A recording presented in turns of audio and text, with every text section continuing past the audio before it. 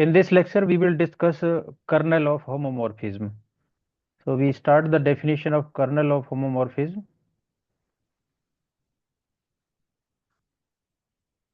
Kernel of homomorphism.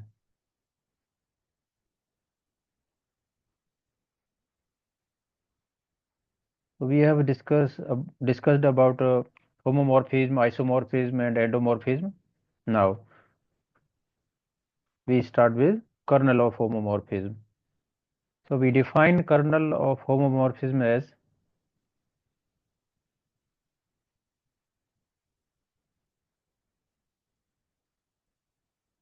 let G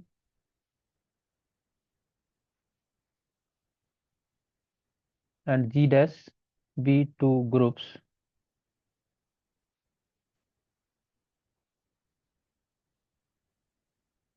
and G to G dash be a homomorphism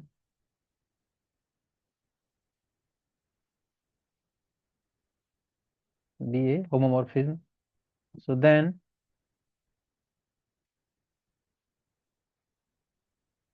kernel of f, kernel of function f, which is denoted as kf and defined as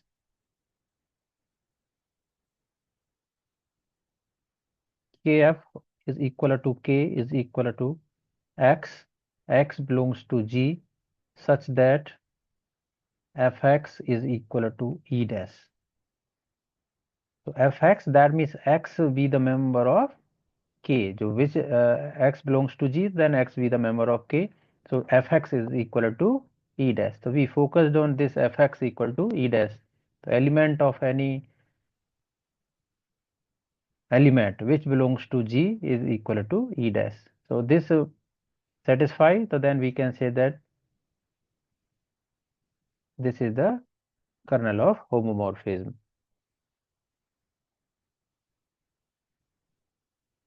So obviously we are writing G to G dash be a homomorphism, that means homomorphism for F such that. So F is homomorphism G into G dash.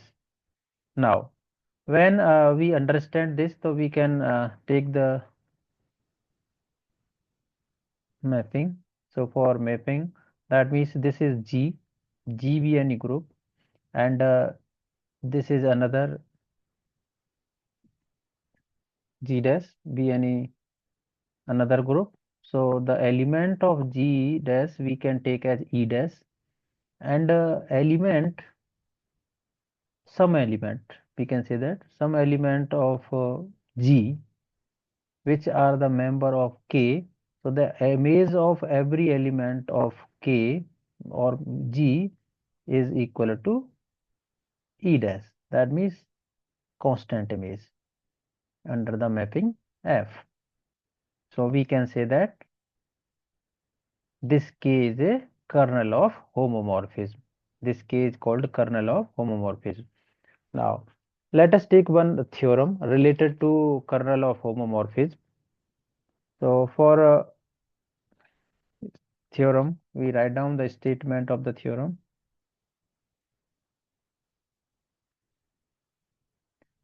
Prove that if F is homomorphism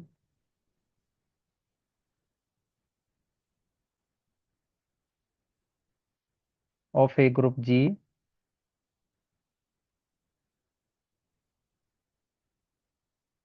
into group G dash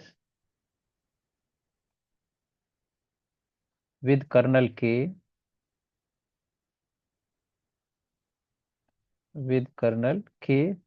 so then K is a normal subgroup of G. K is a normal subgroup of G. K is a normal subgroup of G. So first we shall prove that K is a normal subgroup G. So before proving K is a normal subgroup group of G, so we take first K is a non-empty set. That means K contain at least one element. So first we shall prove that K is not equal to 5. So that means when we are going to prove any set, so first we see that the set is non-empty. That means at least containing some element. So we shall prove that K is not equal to 5. So by definition of kernel, so we write down as by definition of kernel of homomorphism, kernel of homomorphism, we write down as k is equal to x belongs to G such that fx is equal to e dash, fx equal to e dash. So you know that G be the group, G be the group. So when we have any group, so which satisfy all four properties, that means closure property, associative property, identity, and inverse. So X be the element of G. So when G satisfy all the properties of group, so that means identity, at least the identity element will exist in the group. So we can take as since we take E, E be the identity of G, so Fe equal to E dash, obviously. So Fe equal to E dash, so that means at least identity, this identity belongs to K. That means when we talk about the K, kernel of homomorphism, so this identity also belongs to K. So Fe have the image on E dash. So it is clear that the K is not equal to 5. So K not be empty set. So which at least contain the one element, that is the identity element whose image is E dash, on E dash. So now second thing, we prove that for proving the normal subgroup, it will also prove that K is a subgroup. Then we shall prove that K is a normal subgroup.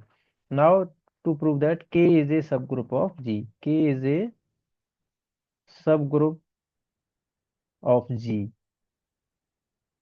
So for proving K is a subgroup of G, we know that the what is the properties of subgroup. So we see that A and B belongs to H, which implies that AB inverse belongs to H. So this is the property for subgroup.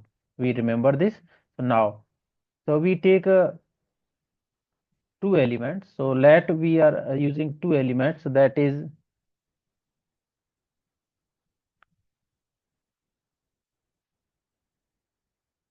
A and B, which belongs to K. So we are using these two elements. AB belongs to K. Now this implies that when A and B belongs to K, so this implies that FA, by the definition, FA equal to E dash, and FB also equal to E dash. So FA belongs to E dash and FB belongs to E dash. Because the definition of kernel says that when X belongs to G, so this X belongs to G, so Fx equal to E dash. So image of this Fx equal to E dash. So A and B belongs to K. So similar, that means the image of both the elements is on E dash. Now when we take FA and B belongs to this, so we also take this AB inverse. We take this AB inverse also belongs to K. So that means we take as F of AB inverse. F of AB inverse is equal to, now by the definition of homomorphism, so we take two elements. That means K is a subgroup of G. So that means A belongs to K, B belongs to the K, so that means it inverse also belongs to K.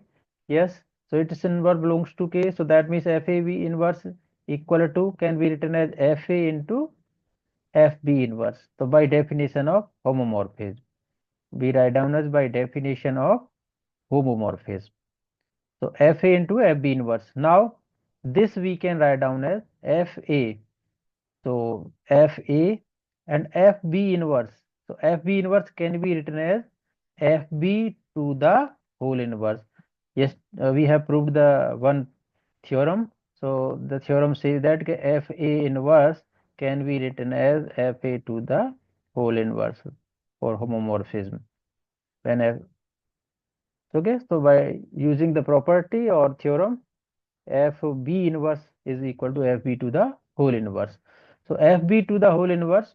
Now we write down as FA. So we see that FA equal to E dash. So this can be written as E dash into FB. FB also E dash. So FB also E dash. So this can be written as FB also E dash. So this can be written e raised to the inverse. So the inverse of identity element is always identity element. So e dash inverse is e dash. So e dash into e dash, identity into identity is identity. So we see that when we take the element fa into v inverse, which equal to e dash. So this satisfies the definition of kernel of homomorphism. So this say that fx equal to e dash. So x be the element of G. So we can say that FAB inverse equal to E dash. So AB inverse to E dash. So that means this AB inverse belongs to K. So we take two element of K. So that means we take A and B belongs to K. We prove that AB inverse belongs to K. So that means this is the definition of subgroup. So it means that K is a subgroup of G. So we write down as A, B belongs to K implies that AB inverse belongs to K. So K is a subgroup of G. So K is a subgroup of G. So after proving K is a subgroup of G, we shall prove that K is a normal subgroup of G. So now to prove that, that is the third part. To prove that, K is a normal subgroup of G. So for proving K is a normal subgroup of G, normal subgroup of G. So for condition of normal subgroup, we know that X inverse belongs to H, where X belongs to G or H belongs to H. So X inverse belongs to H. Now we take K is a normal subgroup of G. So we consider let G, small g, which belongs to capital G, and we take a small k belongs to K. So then small k belongs to K. So then Fk is equal to E dash. So by the definition of kernel of homomorphism, so Fk equal to E dash. Now when we have a f of g k g inverse, g inverse, f of g inverse, so by definition of homomorphism, this can be written as f of g, f of k, and f of g inverse. So this can be written as f of g, and fk we can write down as e dash by this, and f of g inverse we can write down as fg to the whole inverse by using the property, fg inverse equal to fg to the whole inverse. So this equal to fg, where we multiply by identity, give the same element, so fg into e dash equal to fg into we can write down as fg to the whole inverse. So fg into fg to the whole inverse. So by definition of a inverse, a into a inverse equal to a inverse into a is equal to e. So this because we are using functions, so this gives us e dash.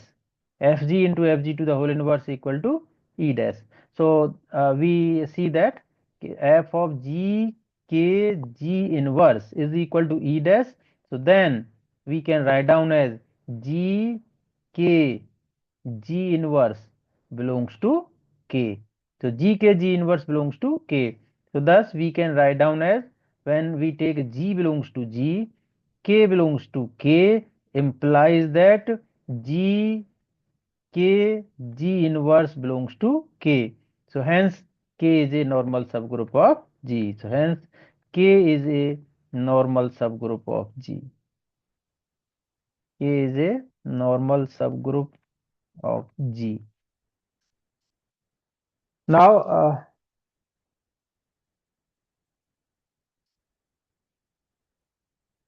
we have the second theorem related to that. So next theorem is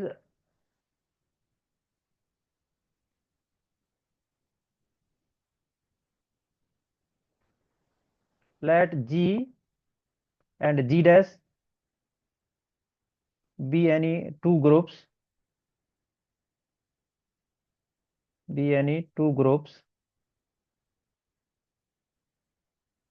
and F from G to G dash be a homomorphism,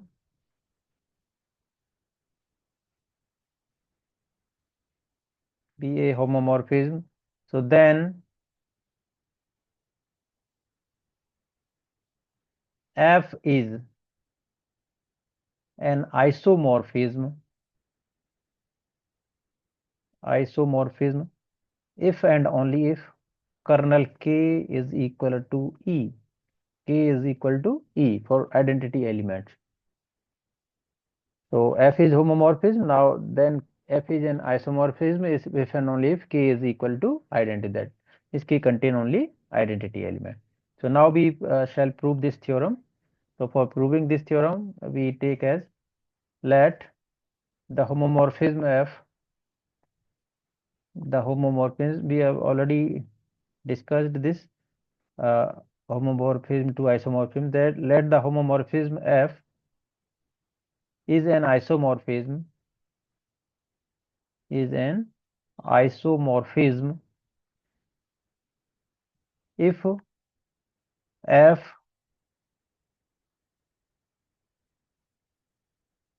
is 1 1. F is 1 1.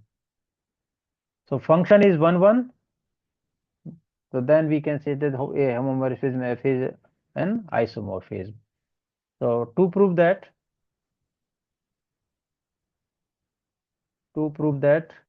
kernel K having identity element E. So let we are considering F is an isomorphism if F is 1 1. F is 1 1 and F is homo. So then we prove that kernel K is equal to identity. Now, so for proving this, let we consider that means X be the element of K. So X be the element of K. So then Fx. So it is clear Fx equal to E dash by the definition of kernel of homomorphism. So Fx equal to E dash. So this can be written as Fx equal to E dash. E dash we can write down as Fe because we know that one theorem. That theorem we have already proved Fe equal to E dash. So by using this theorem Fe equal to E dash, we write down as Fx equal to Fe. So Fx equal to Fe. So we know that if F is 1 1. So we use the property. So F is 1 1. So for 1 1 means this can be written as x equal to E. Function is 1 1. Fx equal to Fe, so that means x equal to E. So x equal to E, so that means we have considered the element x which belongs to K, but here x equal to E, so it means kernel K contain element E. So kernel K equal to E. Now we conversely prove that means K equal to E, so then K is a isomorphism. So that means conversely,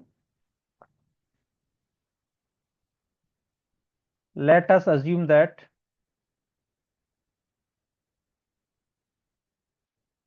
K is equal to E. K contain identity element E. So and to prove that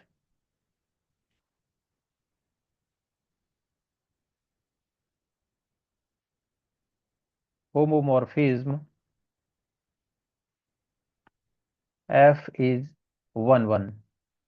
That means F is an isomorphism basically. Homomorphism as F is an isomorphism. So for proving isomorphism, it is clear. So that means that we can say that. So to prove that function is 1 1. So to prove that function is 1 1. So for proving function is 1 1, so we take two elements. That means we can write down as fx equal to xy fy. So we take as fx equal to fy. So we can write down this as fx into, we post multiply both side by fy to the whole inverse. So post multiply by fy to the whole inverse both side. So we write down this thing as, so this can be written as fx into fy to the whole inverse. This fy to the whole inverse can be written as fy inverse by using the theorem. So we use the theorem fy inverse is equal to fy to the whole inverse. So we use this theorem reversely. So this can be written as fy into fy to the whole inverse. This can be written as equal to e dash, means identity. So now we can write down fx into fy to the inverse. This can be written as f of xy inverse because f is a homomorphism.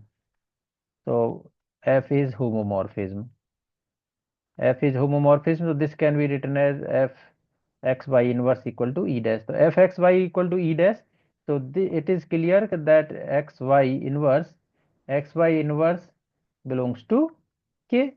So this xy inverse belongs to k by using kernel of definition of kernel of homomorphism. Kernel of homomorphism. So this is by definition of kernel of homomorphism. Xy belongs to K. We take as K equal to E, contain only one element E. So this can be written as xy inverse is equal to E. So xy inverse equal to E. So now we post multiply both side by y. So this can be written as EY. So y inverse into y, this can be written as E. So this equal to EY. So x into E equal to x or E into y equal to y. So x is equal to y. So we take the element of fx equal to fy. So then we shall prove that x equal to y. So we can say that function is 1 1. So function is 1 1. So when function is 1 1, so we can say that f is an isomorphism. So f is an isomorphism. A homomorphism is an isomorphism if it is 1 1 also.